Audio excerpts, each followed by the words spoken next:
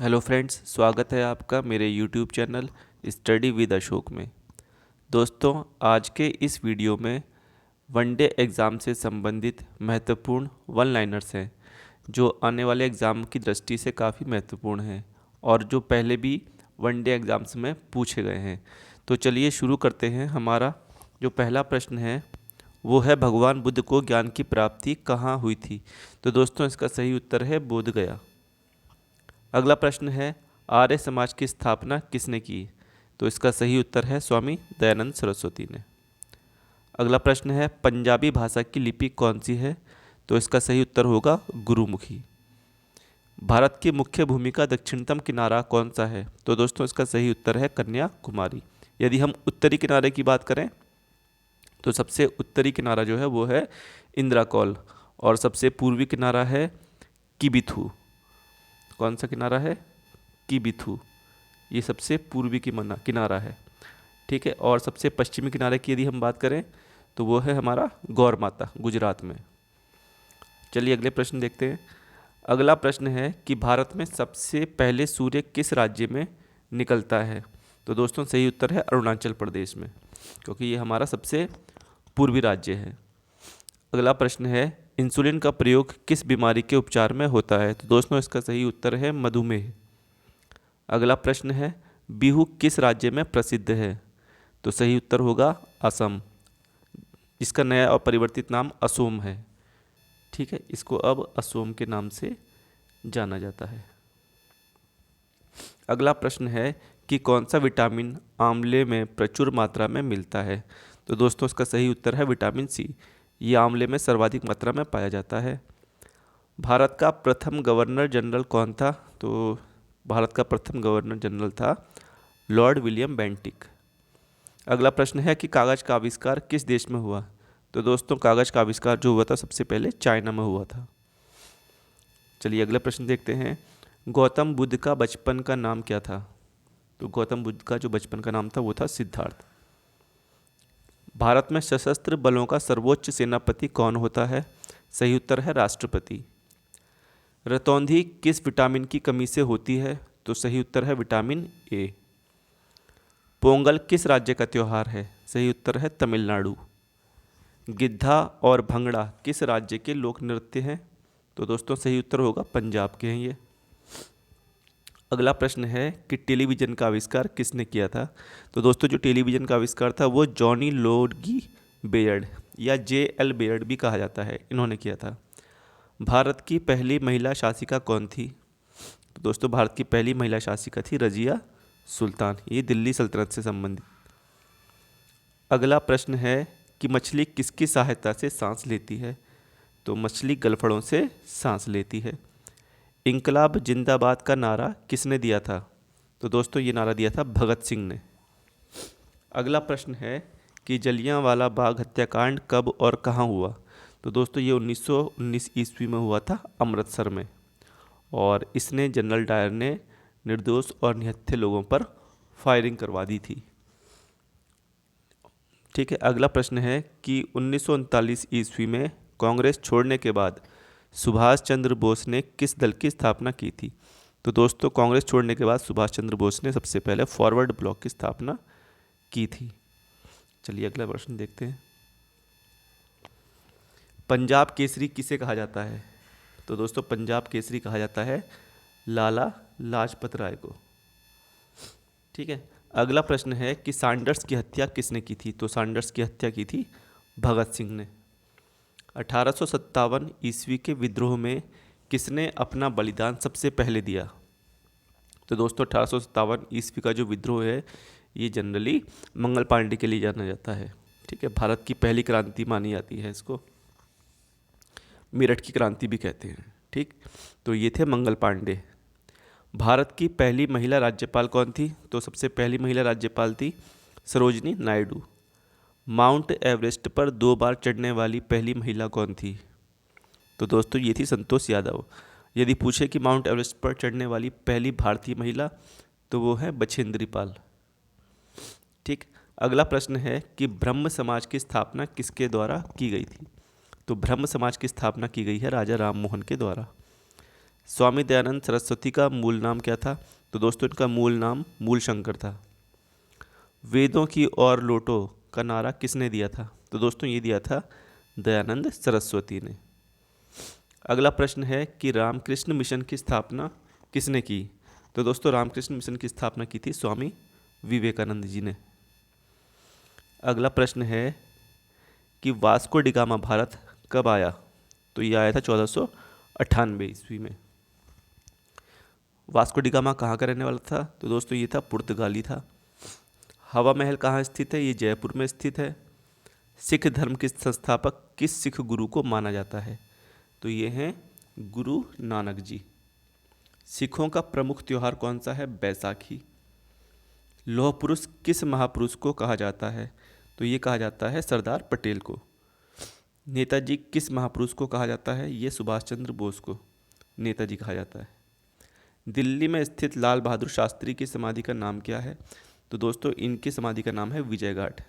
ठीक है, जैसे महात्मा गांधी जी की समाधि को हम क्या कहते हैं? राजघाट कहते हैं। अगला प्रश्न है महाभारत के रचयिता कौन है? तो ये है महर्षि वेदव्यास। इसके बाद अगले प्रश्न देखते हैं, अर्थशास्त्र नामक पुस्तक किसने लिखी? तो दोस्तों ये लिखी थी चाणक्य, जिनका अन्य नाम कौटिल्य भी है। अगला प्रश्न है जय जवान जय किसान का नारा किसने दिया? तो ये दिया लाल बहादुर शास्त्री ने। संविधान सभा का स्थायी अध्यक्ष कौन था? तो डॉक्टर राजेंद्र प्रसाद इसके स्थायी अध्यक्ष थे। यदि अस्थायी अध्यक्ष की बात करें तो थे डॉक्टर सच्चिदानंद सिन्हा। संविधान सभा की प्रारूप समिति के अध्यक्ष कौन थे? तो दोस्तों ये थे डॉक्टर भीमराव अंबेडकर। विश्व रेड क्रॉस दिवस किस तिथि को मनाया जाता है? तो ये मनाया जाता है 8 मई को। अगला प्रश्न है कि सूर्योदय का देश के नाम से कौन सा देश प्रसिद्ध है? तो दोस्तों इससे कहते हैं जापान को, इसे सूर्योदय का देश कहा जाता है। अगला प्रश्न है कि अंतर्राष्ट्रीय महिला दिवस किस तिथि को मनाया जाता है? तो दोस्तों अंतर्राष्ट्रीय महिला दिवस मनाया जाता है 8 मार्च को। अगला प्रश्न देखते हैं, क्षेत्रफल की दृष्टि से भारत में सबसे छोटा राज्य कौन सा है? तो वो है गोवा। ओणम किस राज्य का प्रसिद्ध त्यौहार है? केरल का। दिल्ली भारत की राजधानी कब बनी? 1911 में। सबसे चमकीला ग्रह कौन सा है? तो दोस्तों वो है शुक्र। ठीक है, और सबसे बड़े ग्रह की बात करेगा तो बृहस्पति सबसे बड़ा ग्रह है। ठीक, भारत का राष्ट्रीय पशु कौन सा है? तो वो है दोस्तों बाघ। राष्ट्रीय पक्षी कौन सा है भारत का? मोर। भारत का राष्ट्रीय जलीय जीव कौन सा है? तो दोस्तों ये है गंगा डॉल्फिन। और ये जो डॉल्फिन है दोस्तों ये हमेशा साफ पानी में ही होती है। ठीक, अगला प्रश्न है भारत का राष्ट्रीय फल कौन सा है? तो दोस्तों वो है आम। भारत का राष्ट्रीय फूल कौन सा है? तो वो है कमल। अगला प्रश्न है कि भारत का राष्ट्रीय पेड़ कौन सा है? तो दोस्तों राष्ट्रीय पेड़ हमारा है बरगद। भारत का राष्ट्रीय खेल कौन सा है? तो राष्ट्रीय खेल हमारा है हॉकी। भारत के राष्ट्रीय झंडे की लंबाई और चौड़ाई में अनुपात कितना होता है? तो दोस्तों ये अनुपात होता है 3:2। 3 इसकी लंबाई होती है और 2 चौड़ाई होती है। भारत का राष्ट्रीय गान किसने लिखा? तो दोस्तों सही उत्तर है रविंद्रनाथ टैगोर ने। भारत का राष्ट्रीय गीत कौन सा है? तो राष्ट्रीय गीत है हमारा वंदे मातरम। और राष्ट्रीय गीत किसने लिखा है? तो ये लिखा है बंकिम चंद्र चटर्जी ने। महात्मा गांधी को राष्ट्रपिता सबसे पहले किसने कहा था? तो दोस्तों नेताजी सुभाष चंद्र बोस ने इन्हें सबसे पहले राष्ट्रपिता कहा था। हमारा राष्ट्रीय पंचांग कौन सा है? तो हमारा राष्ट्रीय पंचांग है शंख संवत। राष्ट्रगान गाने की अवधि कितनी है? तो दोस्तों इसे 52 सेकंड में गाया जाता है, ये इसकी अवधि है।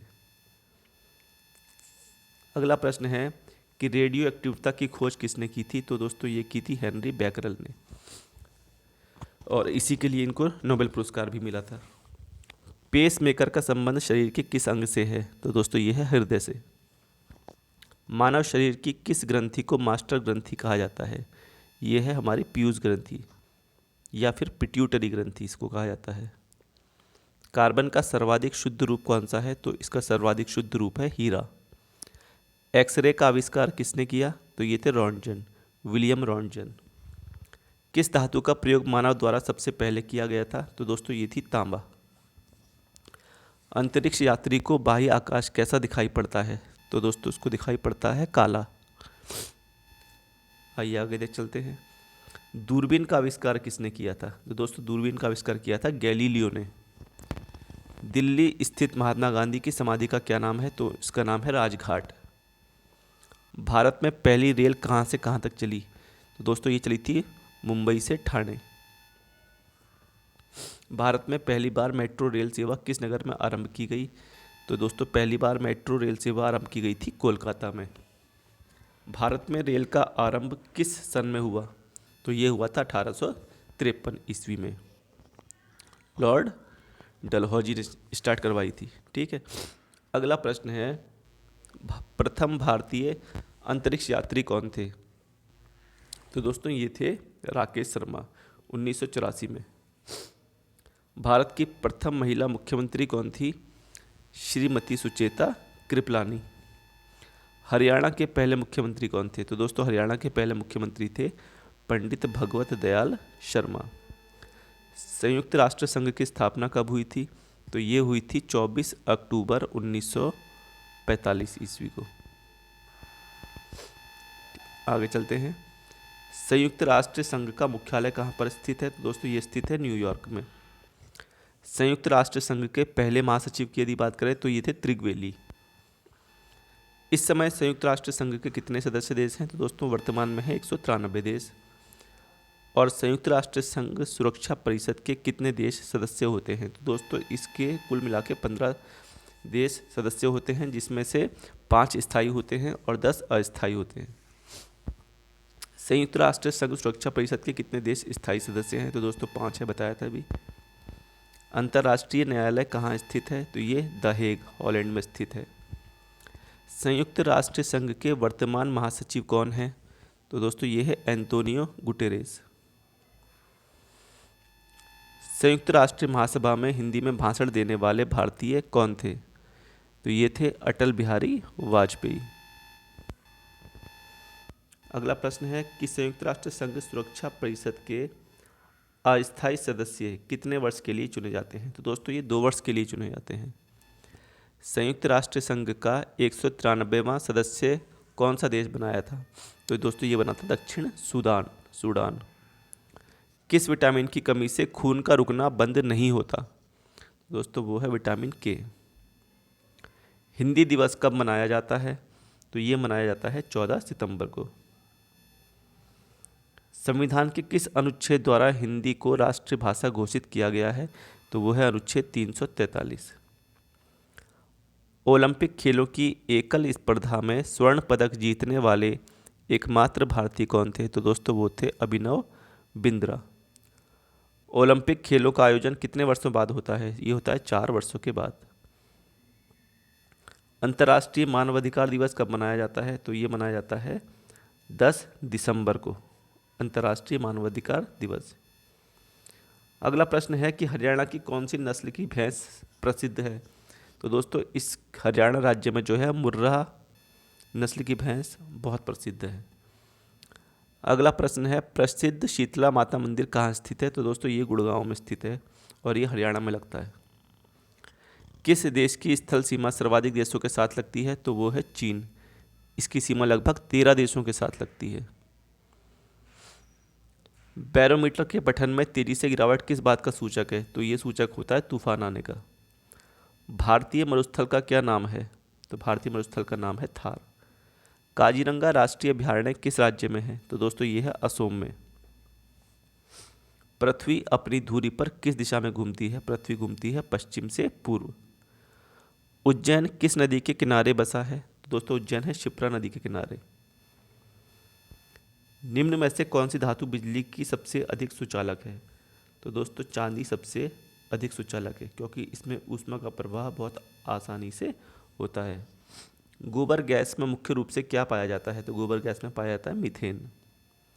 स्वतंत्रता मेरा जन्मसिद्ध अधिकार है और मैं इसे लेकर रहूँगा, ये कथन किसका है? तो दोस्तों ये है लोकमान्य बाल गंगाधर तिलक जी का। राज्यसभा के सदस्यों का चुनाव कितनी अवधि के लिए किया जाता है? तो दोस्तों ये किया जाता है 6 वर्ष की अवधि के लिए। और जो राज्यसभा है हमारा स्थायी सदन है। हिंदी भाषा की लिपि कौन सी है? तो दोस्तों ये है देवनागरी। हमारी आकाशगंगा का नाम क्या है? तो हमारी आकाशगंगा का नाम है दुग्ध मेखला या मिल्की वेव। हिंदी भाषा का पहला समाचार पत्र कौन सा था? तो दोस्तों ये था उदंत मार्तंड।